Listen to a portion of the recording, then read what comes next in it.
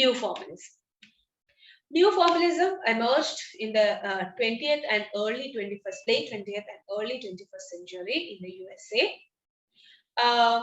It reacted against a return to traditional forms. Okay, the poet was considered a yuppie poet. Okay, in a very critical manner. Okay, to prevent it was against a return to traditional forms, and people who resorted to it were termed yuppie poets, who listened to all the traditional rules and norms. Okay, it was a response to the free verse poetry of 1960s and 70s. Okay, and New Formalism actually emphasized on traditional forms. I got a little confused. New Formalism emphasized on traditional forms of verse like meter, rhyme, and stanza division, because in the 1960s and 70s we looked at confessional poetry, we looked at black arts movement. There was no rule regarding the rhyme or meter or whatever. Okay, it was all free verse. New Formalism said, no, you cannot write without a meter or a rhyme or a stanza diction. Some control, some system has to be there. Okay, they said that the yuppie poets, were the poets who wrote free verse, who wrote substandard verse without any rules or restrictions or format. Okay, so the New Formalists said you cannot live like that. You cannot write poetry like that and say that it is standard poetry. There has to be some kind of division, some kind of rhyme, some kind of meter. Rules and traditions were considered very, very significant. Okay, and Rebel Angels, in Rebel Angels, Poets of the New Formalism. It's a book that explores the works of 25 poets belonging to the school. It says that the New Formalists in America, they emphasized on using meter and rhyme.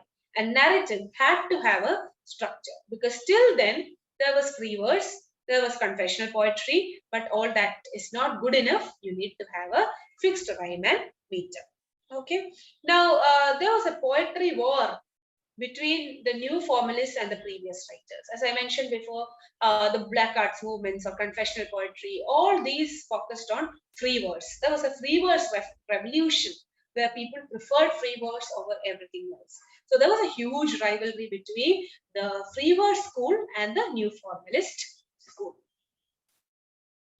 Now, Dana Gioia was a major writer. She said that even when you translate, the original meter and structure should be followed. You can't take the freedom to convert a poem into free verse. Okay, she was very rigid in her approach. Okay, she wrote Daily Horoscope, The Gods of Winter, Pity the Beautiful. And then we have Marilyn Hacker, who wrote Burnham Beaches, Elegy for a Soldier. A. Stallings, who wrote The Barnacle, The Catch. Mark Jarman, who wrote The Desire of Water, Easy Sermon. Brad Lathazer, for his birthday, Furnishings of the Moon. Molly Peacock, Couple Sharing a Peach, and Chance. Okay, so couple sharing a peach is given here. So, if you read it in the proper with the proper syllables and rhythm, you will understand that they emphasized on meter. There was a meter, iambic pentameter, or a rhythm or a rhyme scheme to their poetry. Okay, for instance, couple sharing a peach.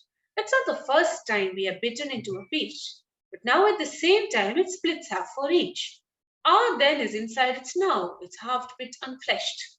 Okay, so there's a rhyme scheme. Okay, time is repeated, peach and each. Okay, so there is a rhyme scheme, and if you read it in the exact fashion, my reading is slightly Indianized, but if you read it in the correct English with the correct English intonation, then you will see the rhyme scheme as well. Okay, to lie in your child's bed when she is gone is calming as anything I know.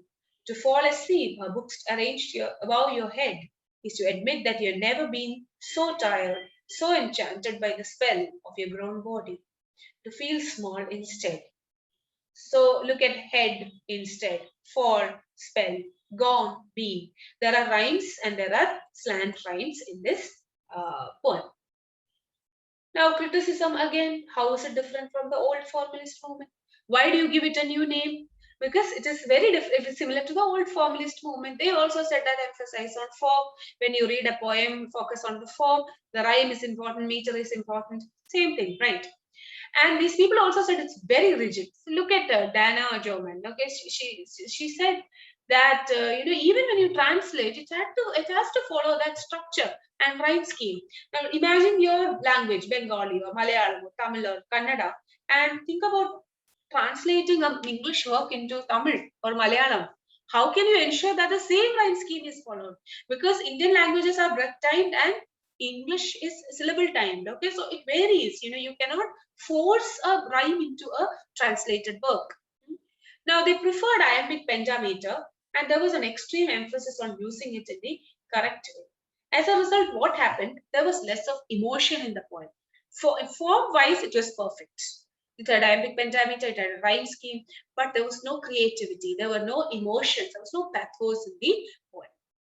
Okay, and there was no emotional response to anything. And what is a poem without any emotion in it? Okay, new ideas, concerns regarding freedom or bourgeois art or violence or fragmentation, which was all very important during that time period, during the late 20th century. These ideas like violence and freedom and fragmentation were very important.